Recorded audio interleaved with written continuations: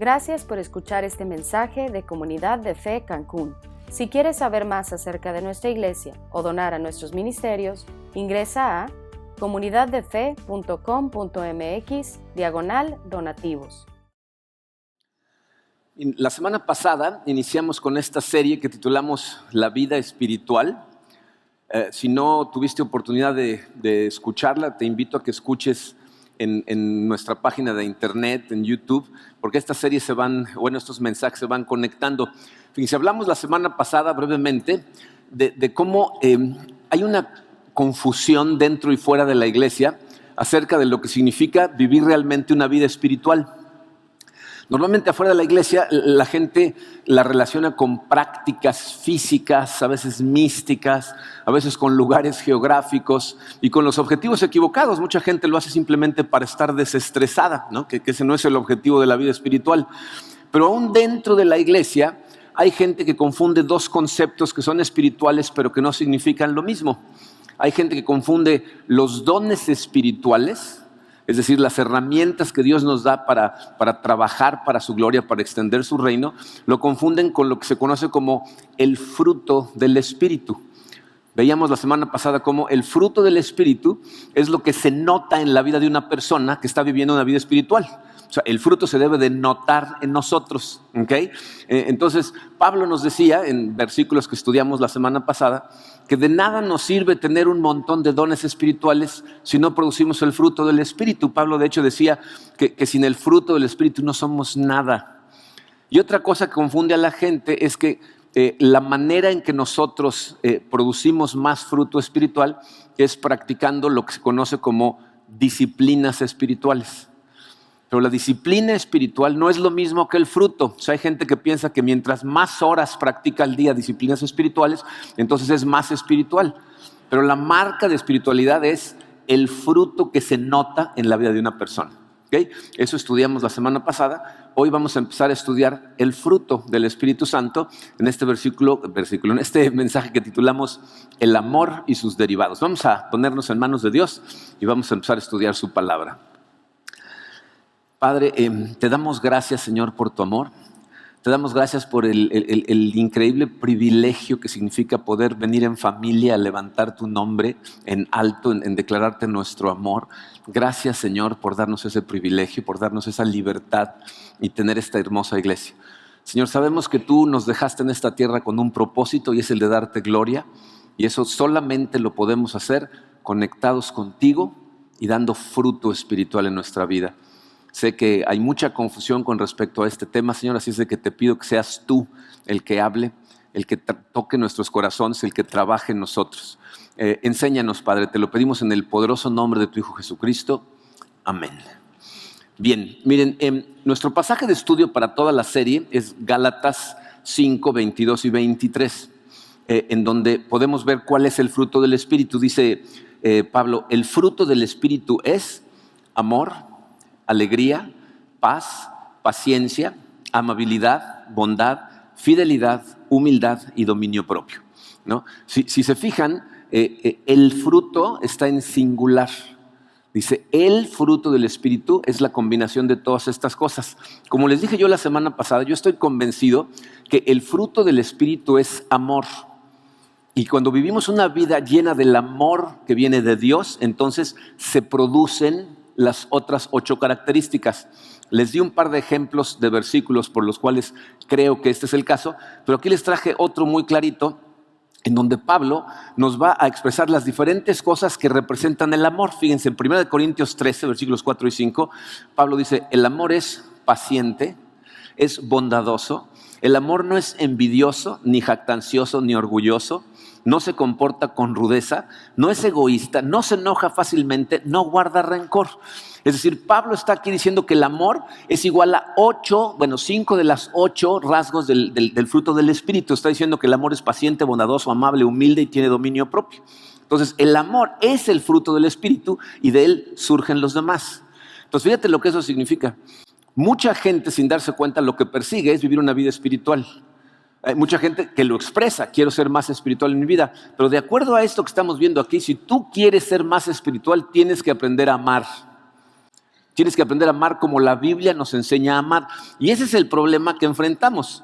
Dice que en nuestra sociedad interpretamos la palabra amor muchas veces de forma equivocada.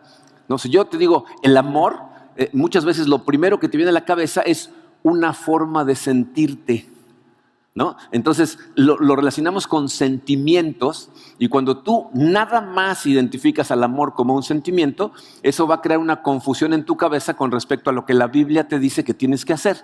¿Cuál es esa confusión? Dice tu programa, confusión. Pensamos que el amor es simplemente una emoción. Nos confundimos pensando que el amor es solamente una emoción, y te voy a decir por qué nos confunde. Porque la Biblia nos dice que tenemos que amar como mandamiento. Pero si tú piensas que el amor es una emoción, entonces el amor es algo incontrolable para ti. Porque cuánto te amo yo a ti, o sea, qué siento yo por ti, no depende de mí, sino de ti. Depende de cómo te comportas tú hacia mí, entonces yo voy a sentir ciertas cosas hacia ti o voy a sentir otras. Entonces yo creo que el amor es nada más un sentimiento, pues para mí el amor es incontrolable. Y entonces voy a cometer un error básico. Me dice, ¿cuál es el error? Se los puse ahí también, dice error. Definimos la verdad a través de nuestros sentimientos. Cometemos el error de permitirle a nuestros sentimientos interpretar la realidad por nosotros. Tus sentimientos no definen la verdad. ¿Sabes quién define la verdad? Dios. Dios define lo que es verdad, nosotros no. Sin importar lo que sientas. Por ejemplo, a lo mejor tú te sientes que no vales nada. Te sientes insignificante, te sientes que no sabes ni qué haces en este mundo, y así te sientes. Pero la Biblia dice que tu valor proviene de quién te creó. Dice que Dios te creó, te hizo a mano, te dio las características que Él necesitaba en ti para su propósito, y eso te hace valiosísimo. Entonces no importa cómo te sientas, la Biblia dice que tú eres valioso. O a lo mejor tú te sientes que eres la última Coca-Cola en el estadio, ¿no? Te sientes que eres el non plus ultra y casi flotas y puedes caminar sobre las aguas. Bueno, la Biblia dice que de la única forma en que tú puedes caminar sobre las aguas es si Jesús te llama a hacer eso. O sea, los ojos de Dios todos valemos exactamente lo mismo. Entonces, aunque tú te sientas que vales más que los demás, tampoco es verdad. Entonces, tus sentimientos no definen la verdad. Por eso, fíjense lo que dice Pablo con respecto al amor. En Filipenses 1, versículos 9 y 10, dice: esto es lo que pido en oración, que el amor de ustedes abunde cada vez más en conocimiento. Fíjense, que el amor abunde en conocimiento y en buen juicio, para que disciernan lo que es mejor y sean puros e irreprochables para el día de Cristo. Miren, me gusta mucho una paráfrasis de la Biblia, se llama El Mensaje, no sé si alguna vez lo han visto. No es una traducción, es una interpretación de la Biblia, pero fíjense cómo interpretaron Filipenses 1:9. Ese mismo pasaje que acabamos de leer dice: mi oración es que usen la cabeza al evaluar sus emociones, para que su amor sea sincero y no un simple emocionalismo. Fíjense, para que su amor no sea nada más emocional. ¿Saben de dónde viene la confusión que tenemos nosotros con la palabra amor? El problema es que, fíjense, el Nuevo Testamento fue escrito en griego. El lenguaje griego, el koine, o sea, en el que se escribió el Nuevo Testamento, es un lenguaje súper completo. Tiene muchas más palabras de las que nosotros utilizamos. Entonces, ellos, fíjense, hay 4 palabras en el griego de la Biblia que nosotros las 4 los traducimos como amor, pero significan cosas diferentes. Fíjense, está el amor filio, que es un amor fraternal, motivado por el afecto y tiene que ver con emociones. No, filio es, por ejemplo, la raíz de la palabra Filadelfia, la ciudad del amor fraternal, así le llaman a Filadelfia. Entonces, filo es emocional. Existe el amor storge. Storge es el amor que siente un familiar por otro, es decir, un padre por su hijo, un hijo por su padre, amor entre hermanos, ese es storge. Tenemos el amor eros, que tiene que ver con la sexualidad, ¿okay? Y tenemos un amor que es ágape, ¿no? El amor ágape es un amor incondicional, es el amor del que cada vez que la Biblia nos dice que Dios nos ama, utiliza la palabra ágape, es decir, incondicional, y tiene que ver con acción, con lo que la gente hace para amar a otra persona. En el caso de Dios, por amor nos mandó a Jesucristo. Entonces, nosotros tenemos el amor filio. En el Nuevo Testamento solamente aparecen 2, filio y ágape, ¿ok? Entonces, todos los mandamientos de amar son acciones motivadas por la obediencia. ¿Qué significa eso? ¿Significa que nuestros sentimientos están equivocados, que son algo malo? Pues evidentemente no, porque Dios nos los dio. Pero tienes que entender que Dios te dio tus emociones para que puedas experimentar al mundo, no para dirigir tu comportamiento, no para dirigir tu vida. Entonces no puedes permitir que tus emociones interpreten las circunstancias y dicten tu comportamiento. De hecho, como todo mandamiento de amor es ágape, te voy a decir lo que es realmente el amor. Dice tu programa, el amor es en realidad una actitud. Es algo que haces por decisión personal. Y si ese no fuera el caso, ¿cómo podría pedirte Dios, ¿verdad? ¿Cómo podría ordenarte Dios que ames si fuera algo que no está bajo tu control? Ahora, fíjense, si analizamos las 8 características que se desprenden del amor, se van a dar cuenta que están divididas de forma muy sutil en 2 grupos. Hay un grupo de ellas que son actitudes de gente amorosa, pero hay otro grupo que son resultados en la vida de una persona amorosa. Conceptos como la paciencia, la amabilidad, la bondad, esas son actitudes. Pero conceptos como la paz, la alegría, son más bien el resultado de vivir una vida llena de amor. Entonces vamos a empezar a estudiar estos rasgos poquito a poquito. El día de hoy vamos a estudiar 3 de estas actitudes y las vamos a analizar utilizando la cabeza, como dice Pablo, ¿no? Entonces dice su programa, actitudes adoptadas por amor. Vamos a empezar con la paciencia, que es una actitud. Gálatas 5:22 dice, el fruto del Espíritu es paciencia. Fíjense, para ayudarnos a entender mejor el concepto de paciencia, Pablo hace un contraste en 1 Corintios 13 para que veas los 2 lados. Fíjense cómo dice, 1 Corintios 13, versículos 4 y luego 5. Dice, el amor es paciente, no se enoja fácilmente. Entonces lo que nos está diciendo Pablo es que el comportamiento que identificamos como impaciencia es enojo, ¿no? Cuando tú eres impaciente con otra persona, te irritas, te enojas, ¿no? Como que de repente dices cosas que no deberías de haber dicho, ¿ok? Entonces, una persona impaciente es alguien que se enoja fácilmente. Vean, por favor, que la Biblia no dice que el amor nunca se enoja. No dice eso. No dice, el amor no se enoja fácilmente. Evidentemente, enojarte no es necesariamente un pecado, ¿no? De hecho, recientemente estudiamos con Sergio Serra acerca de la ira de Dios, de cómo cuando existe amor, invariablemente tiene que existir la posibilidad de ira, porque si el objeto de tu amor está en peligro, pues algo va a salir en ti que te causa enojo. Jesucristo se enojó. Entonces, enojarte no es necesariamente un pecado, pero te voy a decir lo que nos está diciendo aquí Pablo. El problema es enojarte fácilmente y por tonterías, por cosas que no vale la pena enojarse. Proverbios 29:11 dice, el necio da rienda suelta a su ira. O sea, la gente necia deja salir su ira por la razón que sea. Dice, pero el sabio sabe dominarla. O sea, por voluntad propia aprende a dominarla. Miren, yo sé que los enojones que están presentes en la sala, cuando yo les digo, no, es que tú te enojas por decisión personal, dicen, no, es que así soy yo, ¿no? Eso es lo que decimos. Fíjate, cuando decimos esto, quiero que notes que por un lado, eso es una simple excusa, es una justificación. No es que así seas, es que así escoges ser. O sea, yo tuve un jefe con el que después hice una amistad muy bonita, pero era una de las personas más explosivas. Cuando la gente desobedecía o él decía una orden y se hacía otra por la razón que fuera, bueno, se ponía como loco, aventaba cosas, gritaba, insultaba a medio mundo, ¿no? Entonces yo platicando con él le dije un día, oye, ¿por qué te pones así? Y me dijo, literalmente me dijo, es que así soy yo, así era mi papá y así soy yo, ¿no? O sea, la culpa era su papá, no él, ¿no? Pero bueno. Entonces le dije, pues yo nunca te he visto gritarle a tu jefe. No, Dios mío, me corre. Le digo, entonces así no eres. Sabes perfectamente con quién puedes y con quién no, y lo dominas cuando te da la gana, ¿no? Entonces, cuando decimos, es que así soy yo, estás justificándote por un lado. Por el otro, fíjense, curiosamente, en parte tienen razón. Déjenme explico, fíjense. Todos los seres humanos estamos programados a seguir ciertos hábitos de pensamiento. O sea, cuando tú enfrentas ciertas cosas, tu mente dispara como una ruta neuronal en donde tú sigues ese pensamiento de forma automática. Cada vez que se presenta eso en tu vida, se dispara el mismo pensamiento y ya te acostumbraste a repetir el pensamiento consistentemente, ¿ok? Entonces, lo que tú no eres consciente es esto, fíjate. Tus pensamientos generan emociones.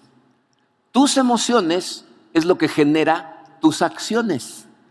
Entonces, el pensamiento que tienes, ¿verdad?, genera ciertas emociones que te lleva a actuar de cierta manera y esos pensamientos están programados en tu mente. Entonces, cuando tú dices, así soy yo, en realidad no estás diciendo así soy yo, estás diciendo, así estoy programado. Y sí es cierto. Tienes la programación de que repites el mismo pensamiento una y otra y otra y otra vez. ¿Ok?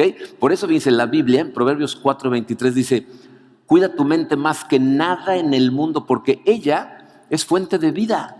O sea, tu vida de pensamiento termina por dirigir tu comportamiento. Y te voy a decir cuál es el problema. Que cuando las cosas suceden que disparan esos pensamientos, la cadena de eventos que sucede es tan rápida, o sea, vienen acciones, vienen pensamientos, vienen emociones, vienen acciones que tú crees que lo que te hizo enojar fue la acción de la persona, pero no es cierto. Lo que te hizo enojar es lo que tú pensaste de lo que la persona hizo. Entonces, mis consejos para ser una persona más paciente. Letra A. Identifica los botones que disparan tu enojo y ponlos bajo control. Ya, lo primero que tienes que hacer es identificar los botones que disparan tu enojo para poder ponerlos bajo control. Miren, yo creo que si somos honestos nos vamos a dar cuenta que todos, absolutamente todos, tenemos ciertos botones en nosotros que cuando la gente los aprieta, disparan ciertas acciones. ¿Están de acuerdo? En realidad lo que sucede es que aprietan el botón, tú piensas ciertas cosas, generas ciertas emociones y entonces actúas. Entonces, para poder controlar esas cosas, fíjate, el secreto está analizar qué comportamiento de la gente aprieta el botón y qué te hace pensar. ¿Qué pensamientos pasan por tu cabeza? Porque te vas a dar cuenta que muchas veces, fíjate, el enojo que estás sintiendo por el comportamiento de una persona no tiene que ver con esa persona, tiene que ver contigo. Tiene que ver con lo que te pasó en el pasado, tiene que ver con tus inseguridades. O sea, ese jefe que tenía yo, después, cuando dejé de trabajar para él, nos hicimos muy amigos y platicábamos de estas cosas. Y yo le decía, ¿por qué te pones así? ¿Y saben qué me dijo? Me dijo, es que cuando yo doy una orden y la gente hace otra cosa, siento que se están burlando de mí. Como que estoy pintado, ¿eh?, que yo no valgo para nada. O sea, él pensaba cosas que lo hacían enfurecerse. Y la pregunta es, ¿será verdad que esas personas hacían eso porque eso pensaban? ¿Se estaban burlando de él? Entonces tú tienes que preguntarte, ¿de verdad eso que estoy pensando es real? Porque la mayor parte de las veces te vas a dar cuenta que te lo estás creando en tu cabeza. Yo tenía un problema manejando. Antes, cuando manejaba, si alguien me pasaba, no, me empezaba a hervir la sangre. ¿No? Y me empezaba a perseguir y quería alcanzarlo. ¿No? Y Karina me decía, ¿qué haces? No, es que mira, este se está burlando de mí, ya de pensar que soy un pelele, mira nada más cómo me pasó, ¿no? O sea, mis pensamientos estaban controlando mis acciones. Entonces, lo que tú tienes que analizar es, ¿qué estoy pensando que me hace sentirme de esa manera? Y luego, fíjate, hazte dos preguntas. En el contexto de la vida, ¿qué impacto real tiene lo que acaba de suceder? O sea, si la persona me rebasó, si la persona hizo otra cosa de lo que yo le dije, ¿qué impacto tiene? O sea, ¿realmente vale la pena que yo explote, grite, levante la voz, insulte? Y otra pregunta que tienes que hacerte es, ¿qué también me funciona esto en mis relaciones humanas? Cuando soy impaciente con la gente a mi alrededor, y no es necesario que grites, ¿ah?, o que te enojes, se te ve en la cara la impaciencia. ¿Qué impacto tiene? Entonces, fíjate, si tú llegas a la conclusión de que tener esos enojos no vale la pena, entonces cambia tu comportamiento. Y ya sé lo que están pensando los enojones. Qué fácil, ¿no? ¿Cómo? ¿No? Les voy a decir cómo. Fíjense, lo que tienes que hacer, dice tu programa, es visualiza un comportamiento diferente. Necesitas aprender a visualizar un comportamiento diferente. Miren, les puse esa palabra a propósito porque en nuestros días, en la época moderna de la psicología moderna, la psicología secular ha identificado el poder de la visualización. Por eso van a dar cuenta que esto es un procedimiento bíblico. Lo que te dicen es esto. Si tú tienes un problema con una persona, tienes una explosión, ¿no? De repente les dices cosas que no deberías, impaciente, irritado, como sea. Al final del día, si te detienes a analizar, vas a poder identificar qué comportamiento de esa persona empezó a hacer que se te hirviera la sangre. Y puedes identificar los pensamientos que te están pasando por la cabeza. Entonces, al poder hacer eso, tienes la capacidad de, la siguiente vez que pase, verlo venir antes. Pero lo que tienes que visualizar es responder a ese comportamiento de una forma más efectiva. O sea, en lugar de repente perder la paciencia y decir una cosa, vete a ti mismo comportándote correctamente. La pregunta es, ¿cómo sabes qué es lo correcto? Pues, por eso les digo que esto es muy simpático, porque ¿saben de dónde proviene la visualización correcta? De leer la palabra de Dios y meditar en ella. Cuando tú lees la palabra de Dios, vas a ver tus comportamientos equivocados expresados en la Biblia. Y también vas a ver el comportamiento que la Biblia dice que deberías de tener. Entonces tú puedes visualizar, ¿va?, cuál es el comportamiento que deseas tener para con esas personas cuando se portan de esa manera. Y lo que estás haciendo se llama renovar tu mente. O sea, estás haciendo nuevos patrones de pensamiento en tu cabeza, a los que si los visualizas una y otra vez, la siguiente vez que te pase, lo vas a reconocer y vas a poder actuar diferente. Pero proviene de la lectura y la meditación de la palabra de Dios con respecto a las situaciones que enfrentas en la vida. Entonces, tus hábitos de pensamiento los puedes cambiar, puedes transformarlos y entonces actuar de forma diferente. ¿Ok? El segundo consejo es una cosa muy práctica en las relaciones humanas. Dice la letra B, aclara tus expectativas. Si quieres ser una persona más paciente, te va a ayudar muchísimo que las expectativas que tienes con la gente a tu alrededor en todas tus relaciones sean claras. Miren, esta es una de las principales fuentes de problemas en todas las relaciones humanas. Todas las relaciones que tú tienes, ya sea que sean de pareja, tus hijos, tu trabajo, tus compañeros de trabajo, tu jefe o tus subordinados, incluso tus amigos, entraste a esa relación con expectativas de lo que tú pensabas que ellos iban a hacer y de lo que crees que esperan de ti. El problema no es que tengamos expectativas, porque todos las tenemos. El problema es que no las expresamos, y cuando no las expresamos, no tenemos oportunidad de saber cómo llevar la relación correctamente con la otra persona. Hoy, gracias a Dios, tenemos un equipo de gente que se dedica a dar la consejería prematrimonial. Antes Karina y yo dábamos esa consejería nosotros personalmente, y me parecía muy simpático que cuando teníamos ese tipo de consejería, nosotros obviamente en la consejería prematrimonial, lo que hacíamos era hablarle a la gente de las cosas que iban en algún momento a tener que hacer acuerdos. Nosotros les decíamos, ¿quién va a manejar el dinero? ¿Cómo lo van a administrar? ¿Cómo piensan educar a sus hijos? ¿Qué tipo de educación le van a dar? ¿Qué van a hacer con eso? ¿Quién va a cocinar? ¿Quién va a limpiar? Y entonces empezaban a pelear.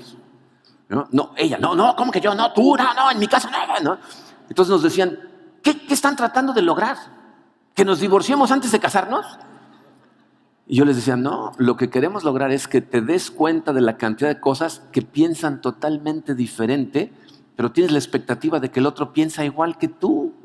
Si no empiezas a hacer acuerdos desde ahorita acerca de esas cosas, esa va a ser la fuente de problemas cuando te cases. Porque va a llegar el momento en donde lo vas a tener que decidir y entonces va a ser el agarrón. Decídelo ahorita. Y si te das cuenta que es incompatible, ¿qué estás haciendo? Si te vas a aferrar a una sola cosa, pues te vas a tener problemas. Entonces, fíjense, ¿qué necesitamos para poder ser más pacientes? Aclarar las expectativas, pero, fíjense, dice el siguiente punto, necesitamos ser flexibles y tener acuerdos. Porque no porque yo te exprese mis expectativas significa que tú las vas a cumplir todas. O sea, no te tienes que amoldar a mí. Las relaciones que mejor llevan, ¿verdad?, son cuando ambas personas están dispuestos a ceder. ¿Qué hacemos? Pues a veces lo que a ti te gusta, a veces lo que a mí me gusta, y buscamos cosas que nos gusten a los dos. Pero necesitamos tener claras las expectativas. Y miren, yo sé que hay gente que está aferrado en ser inflexible. Piensan que las cosas tienen que ser como yo digo. Así es como están bien, así eran en mi casa y así tienen que ser ahora. Te voy a decir lo que eso significa. Significa que tú crees que el universo es acerca de ti, que tú eres el centro del universo y todo el mundo tiene que hacer lo que tú quieres. Te sientes Dios.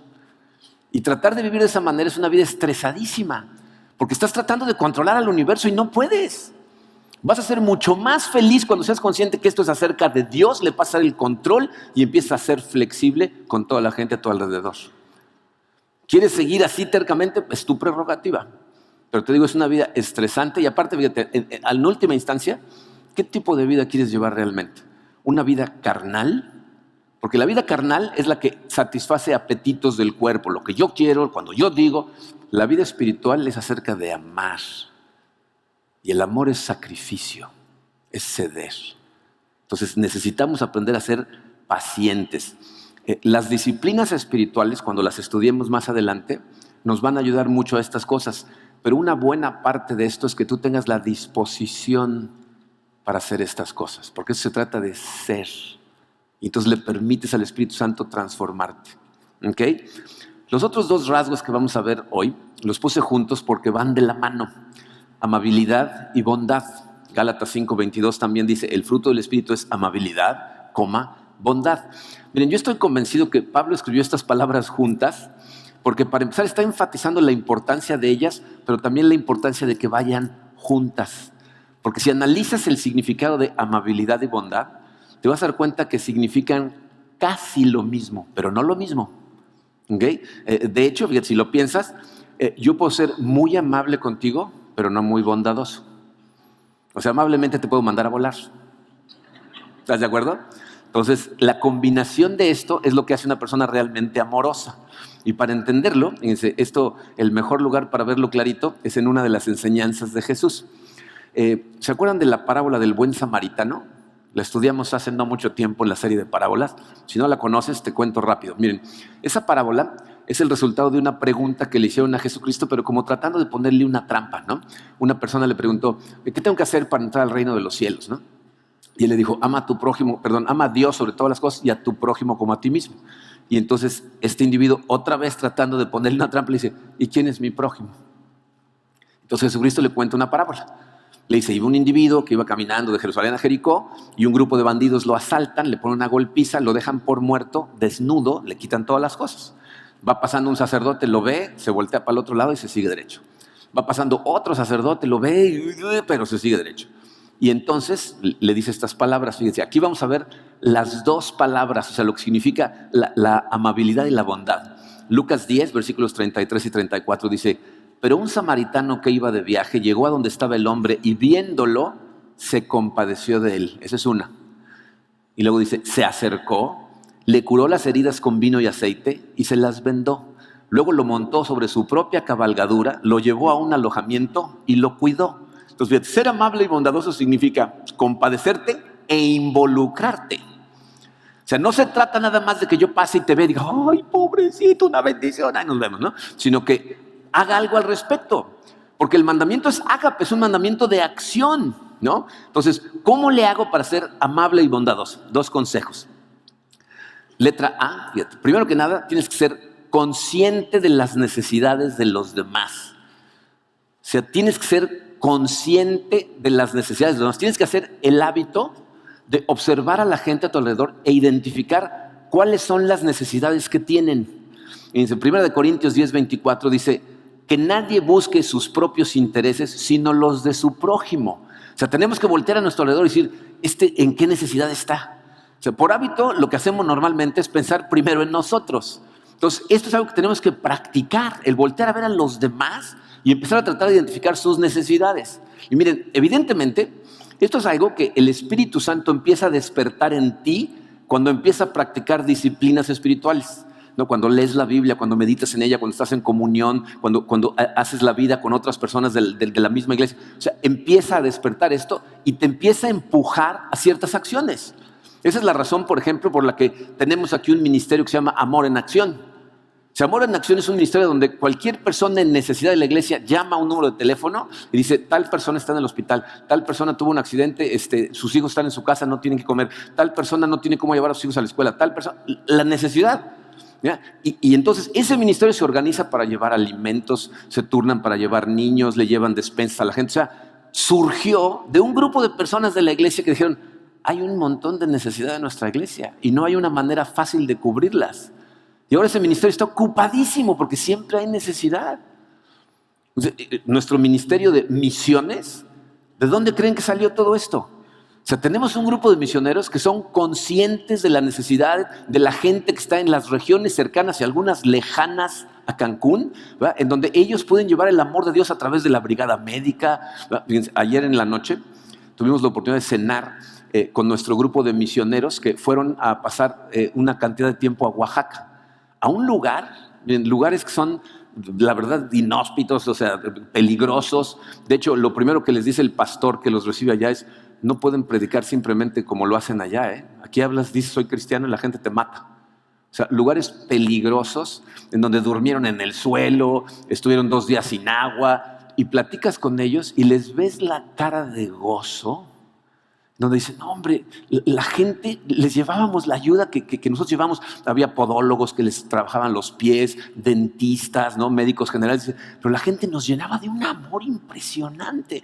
¿Y saben cuál fue para mí el destello de la necesidad en esos lugares? El pastor que los recibió.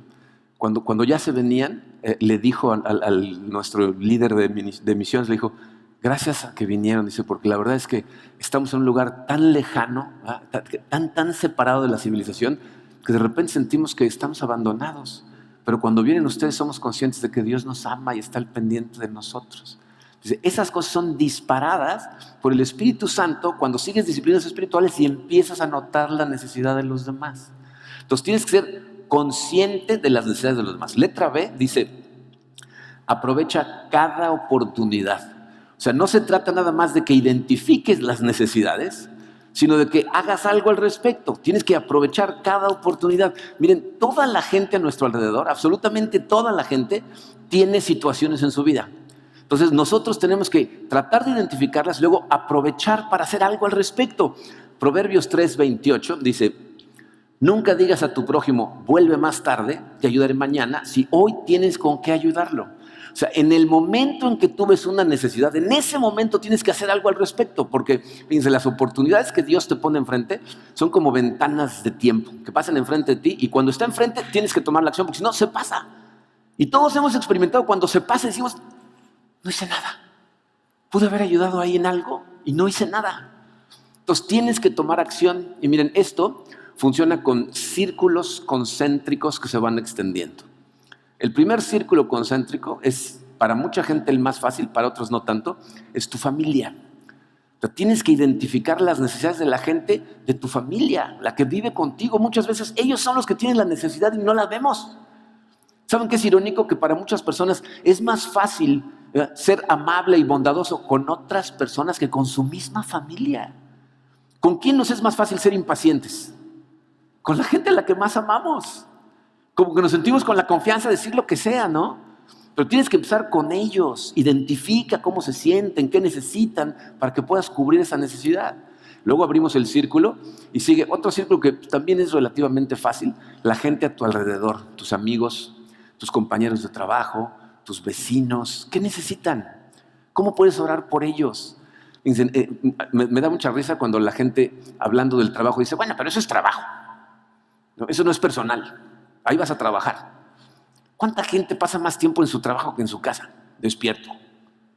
Casi todos, ¿no? Entonces, esa, te guste o no, también es tu familia. Es gente con la que pasas horas y horas y horas al día. Fíjate, muchas veces es en esos lugares donde mayor oportunidad tienes de brillar con la luz de Dios, cubriendo una necesidad de alguien que te necesita, porque para eso lo puso Dios ahí. Entonces tienes que voltear y ver lo que está pasando a tu alrededor. Luego sigue un círculo más afuera que es más complicado, los desconocidos. Cuando de repente vas manejando, vas caminando y ves a alguien que tiene una necesidad, aunque sea una tontería, y tienes el momento, ¿no? Y o te paras y haces algo o se te va. ¿No? Leí un artículo que escribió un muchacho que iba de camino a trabajar. Entonces estaba corriendo hacia el metro porque iba a llegar tarde a trabajar. No, iba de traje, con su portafolio, corriendo a toda velocidad, y varias personas iban corriendo al lado de él. Pues llegó el vagón, ¿no? Se llega el metro, se abren, ¡córrele!, ¿no? Y bajándose del vagón al que él se quería subir, venía bajando una mujer que traía un bebé en brazos y a un niño de la mano que traía todos sus útiles escolares. Entonces estos van corriendo y de repente alguien pasa junto de él y lo pasa y le pega al niño y tira todos los útiles del niño. Entonces él ve el tirado y el niño se suelta a llorar y la mamá que no sabe ni con... Y entonces deja su portafolio, se cierra las puertas, se va el vagón, ¿no? Y se detiene y se pone a levantarle todas las cosas, todos los lápices, ¿no? Le pone todo. Entonces cuando voltea a ver al niño, el niño lo está viendo con unos ojotes así, ¿no? Y le dice, ¿tú eres Jesús? Dice el muchacho que no pudo ni contestar del nudo que se le hizo en la garganta, y en el artículo pone, no me acuerdo cuándo fue la última vez que alguien me confundió con Jesús. ¿Cuándo fue la última vez que, digo, a mí, alguien nos confundió con Jesús? ¿No es a lo que nos mandó? A ser sus representantes aquí en la tierra. A que la gente viera nuestro amor y dijera, este será Jesús. Porque es lo que deberíamos de reflejar, ¿no? El amor de Jesús, aun cuando no conocemos a la gente. Pero ¿saben cuál es el círculo más complicado?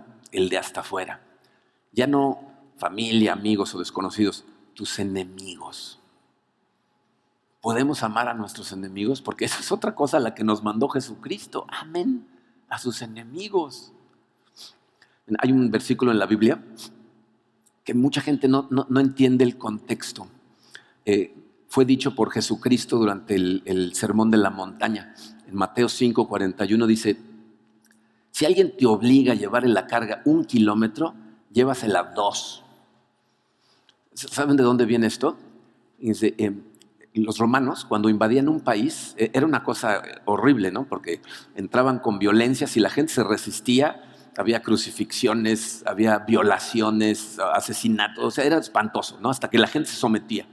Y después de que ya tenían sometida la ciudad, había 2 leyes que implementaban. Una, fíjense, la gente de la ciudad tenía que, por ley, recibir en su casa a un soldado romano por 1 año, darle comida y bebida por 1 año metido en su casa, en lo que construían el cuartel de los romanos.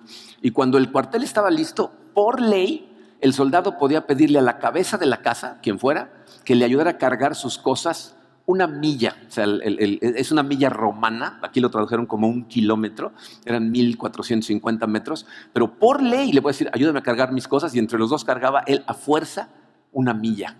Y Jesucristo viene y les dice, cuando te pidan, cuando te obliguen a cargar las cosas 1 kilómetro, camina 2. O sea, no los recibas en tu casa como enemigos, dales lo mejor que tienes, dales de comer bien, trátalos como parte de tu familia, y cuando te piden ayuda, ayúdales. Y sus seguidores decían, ¿pero qué no sabes que es el enemigo, el que entró aquí violentamente y mira todo lo que hizo? Y Jesucristo decía, sí. Y mientras lo sigas tratando como el enemigo, va a seguir siendo el enemigo. ¿Saben cuáles otras las razones por las que el cristianismo creció tan rápido en el Imperio Romano? Porque se convertían los soldados. Los soldados que veían la actitud de los cristianos y luego cuando los movían a otros lugares, ellos llevaban la palabra de Dios por todo el Imperio Romano.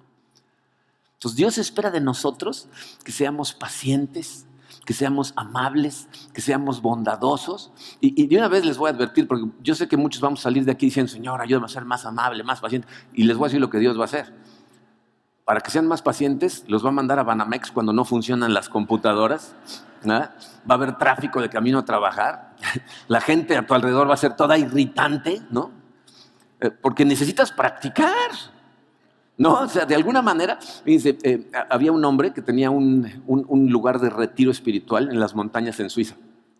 Se llevaba grupos de 15, 20 personas y les enseñaba cómo vivir una vida más espiritual. Y en uno de los grupos que se llevó, se quedaban normalmente con él como 1 mes, iba un individuo de esos que, o sea, con todo el mundo se estaba peleando todo el tiempo, ¿no? Entonces toda la gente estaba incómoda, todo el tiempo había peleas, había incomodidad. Total, el individuo siente que todo el mundo lo rechaza y le dice al encargado, ¿no? Al maestro espiritual, le dice, ¿sabes qué? Ya estoy harto, estos me tiran la pura mala onda, ya me voy. Entonces le dice, no, por favor, no te vayas, ¿no? Quédate. Y los demás le dicen, déjalo que se vaya. No, por favor, quédate, vas a ver cómo lo vamos a solucionar. Y total que sigue los pleitos y el cuate le dice, no, ¿sabes qué? Sí, ya me voy. Le dice, mira, es más, si no te vas, ya no te cobro, te devuelvo tu dinero. Y los demás dicen, ¿qué? ¿Le vas a devolver el dinero? Déjalo que se vaya. No, te devuelvo el dinero. El cuate dice, no, ya me voy. Le dice, bueno, es más, fíjate, si te quedas, te pago. Los otros casi se levantan en armas, se fueron a ver los oficiales y le dicen, ¿qué estás haciendo? ¿Por qué le estás pidiendo que se quede? Dice, ¿a qué vinieron aquí? O sea, aprender a vivir una vida más espiritual. Dice, ¿cómo van a aprender sin este? Si tú crees que la vida espiritual se trata de estar rodeado por pura gente con la que te llevas muy bien, que se trata de aislarnos a un lugar en donde todos los que nos caemos bien ya no dejamos entrar a nadie al club y entonces somos muy espirituales. Se trata de aprender a amar, a ser paciente, amable y bondadoso con la gente que esté a tu alrededor, los que te toquen. De hecho, los que Dios pone a tu alrededor son la herramienta de transformación para ti. Tienes que verlos como lo que Dios puso ahí para que tú practiques amor, amabilidad, paciencia, humildad. Todos los otros rasgos, para eso están ahí. Entonces necesitamos de la gente a nuestro alrededor. Por eso, bien, si lo intentamos solos, estas cosas se convierten en simples técnicas. Si tú sales de aquí pensando, ok, yo ahora tengo que ser más paciente, a ver cómo le hago. Ese no es el objetivo de esto. Necesitas de disciplinas espirituales, necesitas del Espíritu Santo, pero necesitas de la disposición en tu corazón para permitirle transformarte. Porque si simplemente es por fuerza de voluntad, es una cuestión de tiempo. Dadas las circunstancias adecuadas, vas a regresar a tu comportamiento de siempre. El Espíritu Santo es el que te transforma y tú necesitas hacer un esfuerzo consciente por permitirle transformarte a través de las disciplinas espirituales. Y si hacemos eso como iglesia, ¿se imaginan el impacto que tendríamos en nuestro mundo alrededor? En la gente con la que trabajamos, en los vecinos que tenemos, en los amigos que tenemos. Esto sería así, pero depende de que cada uno pongamos nuestro corazón en sus manos y realmente deseemos vivir una vida espiritual, es decir, llena de amor. Vamos a orar. Padre, Señor, te damos gracias primero que nada por tu palabra, Señor, porque realmente nos clarifica tantas cosas. Sé, Señor, que muchos de nosotros estamos confundidos con respecto a lo que significa una vida espiritual, pero queremos glorificarte. Queremos tener un impacto en nuestro mundo, queremos vivir una vida más llena de gozo que te dé gloria. Por eso, Señor, queremos poner nuestros corazones en tus manos. Te pido por cada una de estas personas que están aquí presentes con un deseo real, Señor, de tenerte más cerca, de conocerte mejor y de glorificarte con sus vidas. Permite que tu Santo Espíritu nos llene en este momento, Señor. Nos abra los ojos a esas áreas de nuestro corazón que llevan nuestros comportamientos de forma equivocada y crean las situaciones negativas en nuestra vida.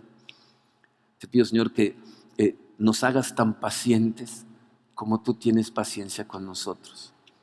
Que nos ayudes a amar y a ser bondadosos como tú, Señor, nos amas de forma incondicional y eres bueno con nosotros. Señor, permite que estas cosas permeen en nosotros, que pasen a nuestra familia, a nuestros círculos de amistad, a la gente alrededor e incluso, Señor, a esa gente que nos desea el mal, que son nuestros enemigos. Ayúdanos a amarlos, Padre, y a orar por ellos para que tu Espíritu también los toque a ellos y haya una transformación real en nuestra sociedad. Nos ponemos en tus manos, Señor, como iglesia, como familias, como individuos, para que tú nos transformes. En el poderoso nombre de tu Hijo Jesucristo. Amén.